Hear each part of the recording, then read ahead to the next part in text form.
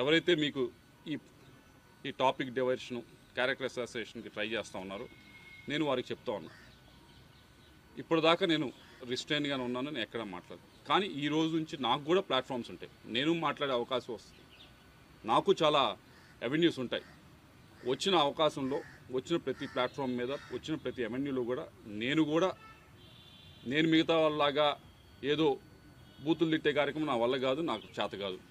లేకపోతే మిగతా వాళ్ళలాగా ఈవిడ చెప్పినట్లు నిన్న అబద్ధాలు చెప్పడం అనేది నాకు చేత కాదు.